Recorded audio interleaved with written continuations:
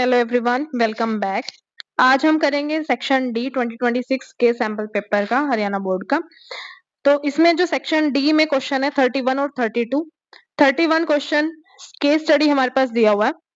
Case study का paragraph पहले questions देख लेते हैं, उसके बाद देखेंगे पैराग्राफ। आपको पेपर में ऐसे ही करना है, पहले अगर क्वेश्चंस देख लो, अगर हो जाते हैं बिना वो पैराग्राफ पढ़े तब तो उसको कर दो। अदरवाइज अगर आपको थोड़ा सा डिफिकल्ट लगता है, कुछ डेफिनेशन है जो आपको उसमें से केस स्टडी में से मिल सकती है, तो केस स्टडी को पूरा रीड कर लेना। तो हमारे पास फर्स्ट क्वेश्चन दिया हुआ है, what is reverse osmosis. Reverse osmosis क्या होती है ये बताना है। अब रिवर्स ऑस्मोसिस देखो क्या होती है, पैराग्राफ में देखते हैं। फर्स्ट पॉइंट क्या दिया हुआ है, फर्स्ट पॉइंट में देखो हमारे पास क्या दिया हुआ है इस लाइन में, the spontaneous flow of solvent through the semi permeable membrane from a pure solvent to a solution और from a dilute solution to a concentrated solution is called osmosis. Osmosis की हमें इसमें पूरी पूरी डेफिनेशन दे रखी है कि सॉल्वेंट मॉलिक्यूल्स का फ्लो है प्योर सॉल्वेंट साइड से सॉल्यूशन साइड, या फिर डाइल्यूट सॉल्यूशन से यानी लेस कंसंट्रेटेड सॉल्यूशन से हाईली कंसंट्रेटेड सॉल्यूशन की तरफ, इसको हम बोलते हैं ऑस्मोसिस। तो रिवर्स ऑस्मोसिस में क्या लिखोगे, इसमें सॉल्वेंट टू सॉल्यूशन है, उसमें लिखोगे solution to pure solvent. The flow of solvent molecules through a semi permeable membrane from solution side to pure solvent side, या फिर from a concentrated solution to dilute solution, highly concentrated solution to less concentrated solution. Dilute को हम less concentrated भी बोल सकते हैं, तो इसको हम क्या बोलते हैं, रिवर्स ऑस्मोसिस। सेकंड क्वेश्चन हमारे पास दिया हुआ है, what would happen if red blood corpuscles were placed in 0.5% NaCl solution। 0.5% NaCl solution है, it means 100% वाटर में सिर्फ और सिर्फ 0.5% NaCl है। अब 0.5% तो बहुत कम अमाउंट है पानी के विद रिस्पेक्ट में, तो ये हमारा कैसा सॉल्यूशन होगा, हाइपोटोनिक सॉल्यूशन। पहले सॉल्यूशंस में बता देती हूँ आपको कौन कौन से सॉल्यूशंस होते हैं। अब ऑस्मोटिक प्रेशर या फिर कंसंट्रेशन के बेसिस पे हमारे पास तीन तरह के सॉल्यूशन होते हैं। कंसंट्रेशन, तीन तरह के सॉल्यूशंस होते हैं हमारे पास। एक होता है हाइपरटोनिक,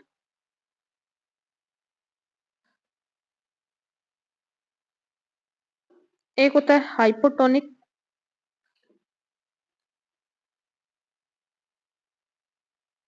और एक होता है आइसोटोनिक।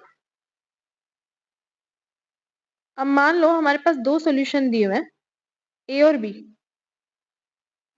अगर इन दोनों सॉल्यूशंस का ऑस्मोटिक प्रेशर बिल्कुल बराबर है, या फिर हम कह सकते हैं कि कंसंट्रेशन बिल्कुल बराबर है, तो ये हमारे पास होंगे आइसोटोनिक सॉल्यूशन। लेकिन अगर इसमें से एक का जो ऑस्मोटिक प्रेशर है वो ज्यादा हो गया दूसरे के कंपैरिजन में, तो जिसका ज्यादा हुआ है उसको बोलोगे हाइपरटोनिक। जैसे बोलते हैं ना हाइपर हो रहा है, तो उस वर्ड से याद रखना कि हाइपरटोनिक सॉल्यूशन कौन से, जिनका ऑस्मोटिक प्रेशर ज्यादा है दूसरे के विद रिस्पेक्ट में, और जिसका ऑस्मोटिक प्रेशर कम है with respect to another solution, उसको हम बोलते हैं हाइपोटोनिक सॉल्यूशन। अब हाइपर और हाइपो का क्या फंडा है, अगर हम किसी चीज को हाइपोटोनिक सॉल्यूशन में रखते हैं तो सॉल्यूशन उस चीज के अंदर चला जाएगा। जैसे हम रेजिन्स को, किशमिश जिसको हम बोलते हैं, या एग को, या रेड ब्लड सेल्स को हाइपोटोनिक सॉल्यूशन में हमने रख दिया मान लो, तो बाहर क्या है सॉल्यूशन, पानी है बिल्कुल, 0.5% NaCl है। और किशमिश अगर आप तोड़ के देखो तो उसके अंदर बहुत ज्यादा कंसंट्रेटेड शुगरी टाइप सा सॉल्यूशन उसके अंदर होता है। तो सॉल्यूशन ने जाना कहाँ से है, लो कंसंट्रेशन से हायर कंसंट्रेशन की तरफ चले जाना है, यानी वो जो रेजिन है हमारी, या जो रेड ब्लड सेल्स है, या फिर एग एल्ब्यूमिन है, वो क्या हो जाएंगे, सब स्वॉलन अप हो जाएंगे, उसके अंदर पानी बहुत ज्यादा चला जाएगा, वो स्वेलिंग हो जाएगी। लेकिन अगर इसी को सेम को हम हाइपरटोनिक सॉल्यूशन में रख दें, जैसे बहुत ज्यादा कंसंट्रेटेड सॉल्ट सॉल्यूशन बना लिया हमने, उसके अंदर हमने किसी चीज को रखा, तो वो श्रिंक कर जाएगी, क्योंकि जो पानी है उसके अंदर से, चीज के अंदर से, वो कहाँ जाएगा, बाहर आ जाएगा। नमक वाले सॉल्यूशन में नमक बहुत ज्यादा है एज कंपेयर टू जिस चीज को हम उसके अंदर रख रहे हैं, तो वो सारा पानी उस चीज के अंदर से, उस रेसिन से, उस रेड ब्लड सेल से कहाँ जाएगा? बाहर आ जाएगा और वो चीज श्रिंक कर जाएगी।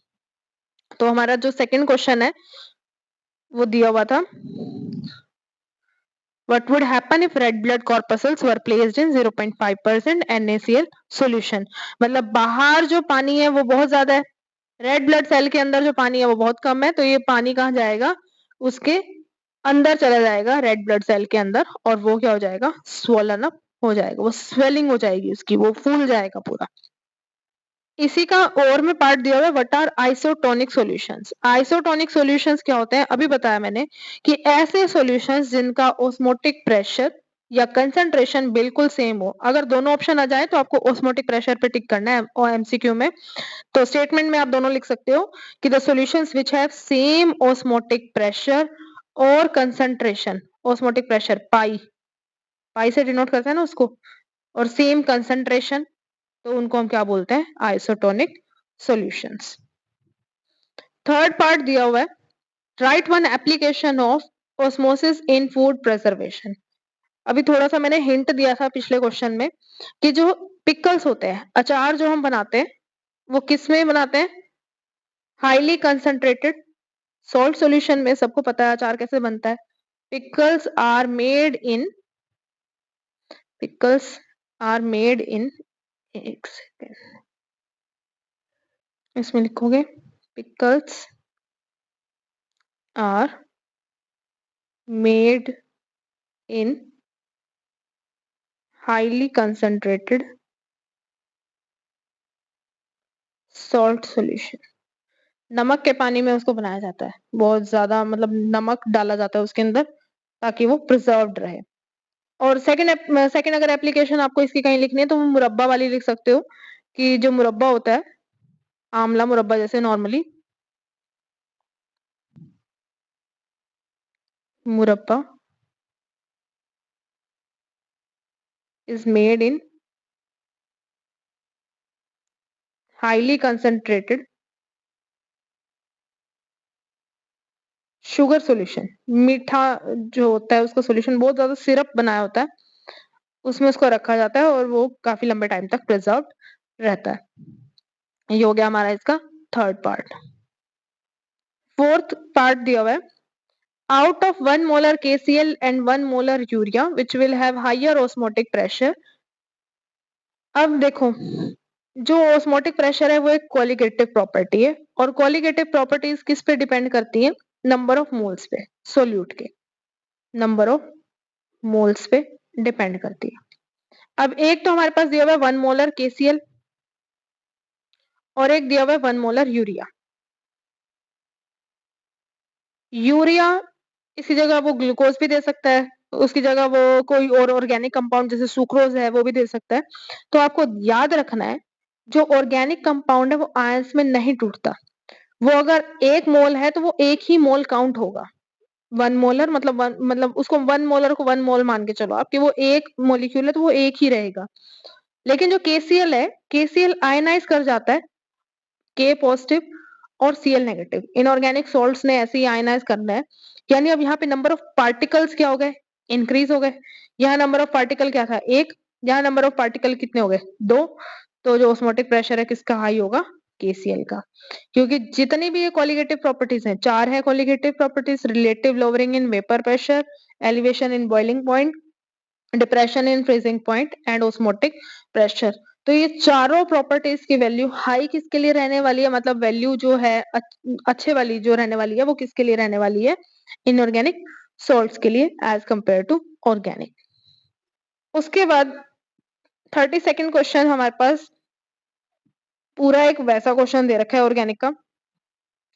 Primary alkyl halide C4H9Bra reacted with alcoholic KOH to give a compound B, and compound B is reacted with HBr to give C, which is an isomer of A.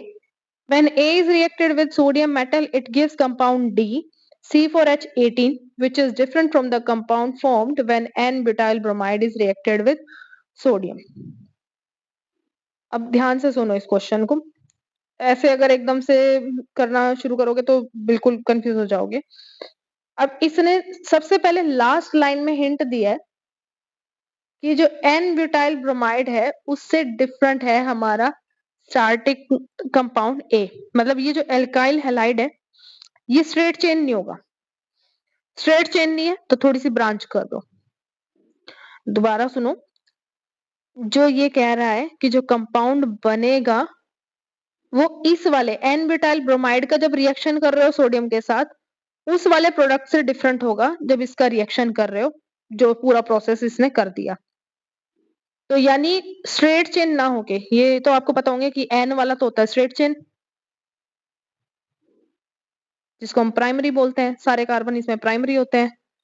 Iso में हमारे पास एक carbon ऐसा होगा जो secondary है, और neo में हमारे पास एक कार्बन ऐसा होगा जो टर्शरी है। तो टर्शरी पे तो जाओ ही मत, एन नहीं है, आइसो तो हो सकता है ना, तो सेकेंडरी वाले से काम चलाते हैं। अब देखो, क्वेश्चन अपने पास नोट करके रखना जब मैं ये सॉल्यूशन कर रही हूं ताकि कंफ्यूजन ना हो। अब इसने कहा है C4H9Br, इसका रिएक्शन कर रहे हो एल्कोहलिक KOH से, एल्कोहलिक KOH से इसका रिएक्शन करना है।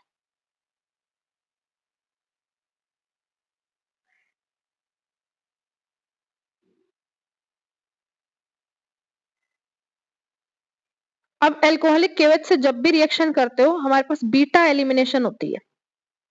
नेम रिएक्शन का हिस्सा है ये पूरा जो क्वेश्चन दिया हुआ है, नेम रिएक्शंस में से ही है। और जब भी एल्काइल हैलाइड की बीटा एलिमिनेशन करोगे हमारे पास एक एल्कीन बनेगा। ये बी बना, ये ए इसने दिया हुआ है, ठीक है। अब ए मैंने कहा है स्ट्रेट चेन नहीं हो सकता, सेकेंडरी तो हो सकता है ना, तो सेकेंडरी बना लो, इसको सेकेंडरी के अकॉर्डिंग कर लो। ऐसे कर लेते हैं, CH3 CH CH3 CH2 Br। ये तो हो सकता है ना, इसको तो इसने कहा ही नहीं है कि एन ब्यूटाइल मतलब आइसोब्यूटाइल नहीं हो सकता, तो ये मैंने बना दिया आइसोब्यूटाइल ब्रोमाइड। जिस कार्बन से ग्रुप जुड़ा हुआ है वो अल्फा अल्फा अल्फा ऐसे, और उससे नेक्स्ट कार्बन क्या होगी बीटा। रिएक्शन किसके साथ कर रहे हो, एल्कोहलिक KOH के साथ। बीटा एलिमिनेशन का मतलब हेलोजन तो यहां से जाएगा इलेक्ट्रॉन लेके, पेन चेंज करके बताती हूँ, इसको H को यहाँ पे ऐसे ना लिख के ऐसे लिख लो। अब Br ने तो इलेक्ट्रॉन्स लेके चले जाना है, इलेक्ट्रोनेगेटिव एटम है, और ये H क्या करेगा अपने इलेक्ट्रॉन्स यहाँ पे डोनेट करके चला जाएगा HBr की फॉर्म में। जब ये यहां से चला गया तो इस कार्बन और इसके बीच में क्या आ जाएगा डबल बॉन्ड, तो हमारे पास बन जाएगा CH3 CH double bond CH2 और साथ में CH3। यहाँ CH नहीं आएगा, एक बॉन्ड एक्स्ट्रा कर दिया मैंने, CH3 C CH3 double bond CH2, ये A है कंफर्म्ड और ये है B। अब इस A और B का हमें रिएक्शन करना है, मतलब आगे प्रोसीड करना है। क्वेश्चन क्या दिया हुआ था अभी,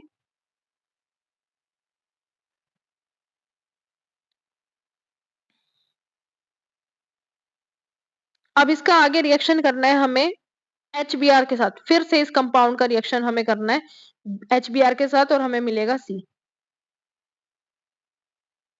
अब कंपाउंड क्या था CH3 C double bond CH2 CH3, reaction करना है HBr के साथ। अब यहाँ कुछ और पेरोक्साइड वगैरह तो लिखा नहीं हुआ है, तो हमारा ये कौन से रूल से होएगा, मार्कोनिकोव रूल से। और मार्कोनिकोव रूल क्या कहता है कि जो नेगेटिव पार्ट है एडिंग मॉलिक्यूल का, ऑब्वियस सी बात है Br नेगेटिव होएगा और H पॉजिटिव होएगा इलेक्ट्रोनेगेटिविटी के चक्कर में, तो ये Br कहाँ जाएगा, negative part of adding molecule goes to that carbon of double bond which have lesser number of hydrogen atom. तो ये Br कहाँ अटैच हो जाएगा इस कार्बन पे, ये बॉन्ड यहाँ शिफ्ट, तो ये CH2 के साथ कौन जुड़ जाएगा H, और यहाँ पे कौन जुड़ जाएगा Br, तो हमारे पास ये बन जाएगा CH3 Br CH3 और यहाँ पे भी CH3, ये बन गया। फिर और आगे इसने क्या बोला हुआ है, इस ये जो C कंपाउंड है ये क्या है, आइसोमर है A का, और A को जब सोडियम मेटल के साथ रिएक्ट कराते हो तो हमारे पास कंपाउंड बनता है D। अब देखो A और C का कंपैरिजन, A हमारे पास क्या था, CH3 CH3 CH CH2 Br। देखो same number of carbon atom है, हाइड्रोजन एटम है, हेलोजन है, लेकिन पोजीशन जो है वो चेंज कर दी है हमने ग्रुप्स की। तो ये कौन से आइसोमर्स है, पोजीशन आइसोमर्स इसको बोल सकते हो, या चेन आइसोमर्स है। अभी तो चेन आइसोमर्स है हमारे पास, चेन की लेंथ में डिफरेंस आ रहा है, मेन चेन यहाँ पे जो भी रहेगा। अब कंपाउंड ए हमारे पास दिया हुआ है CH3 CH CH2, ये Br, ये वाला कंपाउंड A। B हमारे पास बन गया CH3 C CH3 double bond CH2। C हमारे पास बन गया CH3 C CH3, ये टर्शियरी ब्यूटाइल ब्रोमाइड बन गया। प्राइमरी जो A था हमारे पास वो आइसोब्यूटाइल ब्रोमाइड था। अब आगे क्या कह रहा है वो, आगे इसने बोला है कि when A is reacted with sodium metal, sodium metal के साथ हमने A को रिएक्ट किया तो हमारे पास कंपाउंड D बना है C8H18, जिसका फॉर्मूला है।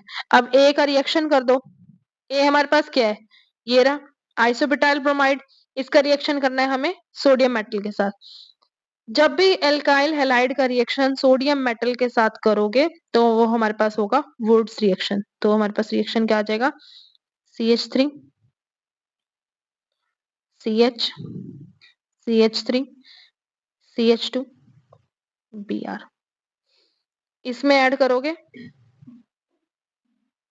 सोडियम, 2 मोल सोडियम के ऐड करोगे, फिर से एक और मॉलिक्यूल इसमें ऐड करोगे इसका Br CH2 CH और ये CH3 CH3। अब Br तो Na के साथ चले जाएंगे और इस कार्बन और इस कार्बन के बीच में बॉन्ड बन जाएगा, तो हमारे पास मॉलिक्यूल क्या बन जाएगा, और ये रिएक्शन होता है किसके प्रेजेंस में, ड्राई ईथर की प्रेजेंस में। तो हमारे पास बनेगा CH3 C H CH3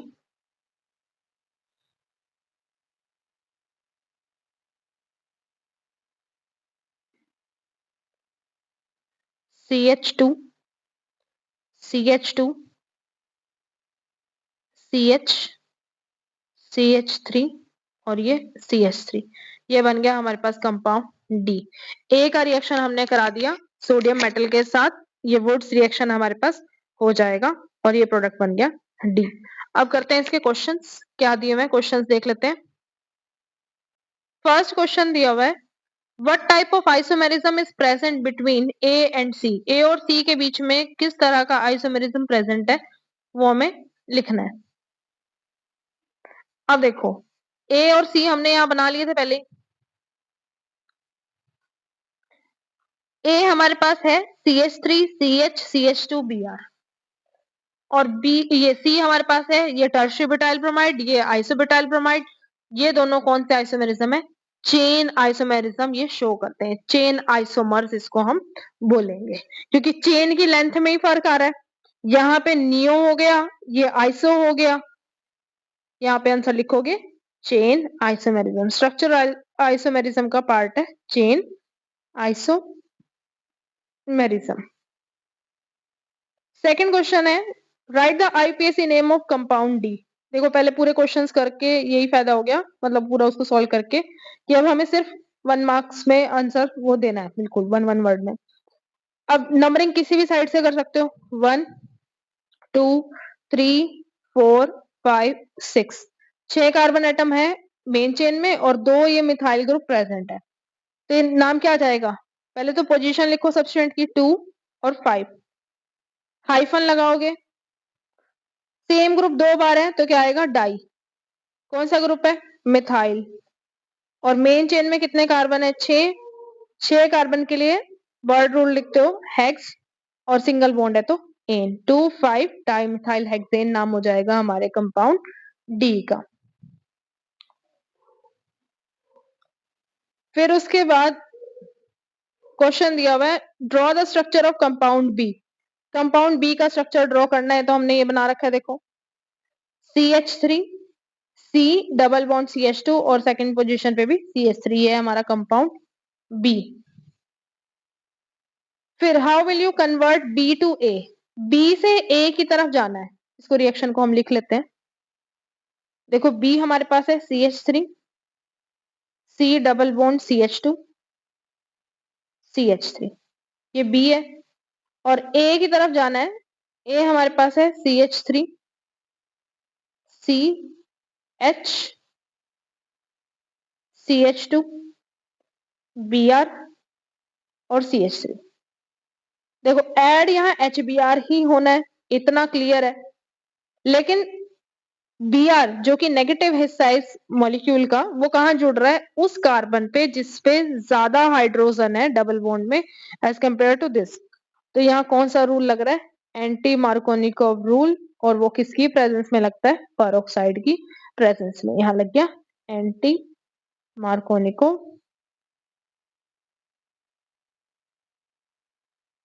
rule, ये रूल यहाँ पे अप्लाई हो गया। फिर लास्ट क्वेश्चन दिया हुआ है what is the name of reaction in which compound A is converted to compound D. A से, ए जो कि एल्काइल हैलाइड था, उससे हमने एल्केन बनाया है, ये कौन सा रिएक्शन है, वुड्स रिएक्शन। तो इस पेपर का सेक्शन डी भी खत्म, अब बचा है सिर्फ सेक्शन ई, जिसके हम क्वेश्चंस कर लेंगे नेक्स्ट क्लास में। आज की क्लास में इतना ही, मिलते हैं नेक्स्ट क्लास में, सेक्शन ई कंप्लीट कर लेंगे, फिर ये पेपर हमारा कंप्लीट हो जाएगा। अगर आपका इन क्वेश्चंस में कोई भी डाउट है तो वो आप कमेंट सेक्शन में ड्रॉप कर सकते हैं। Thank you and have a nice day.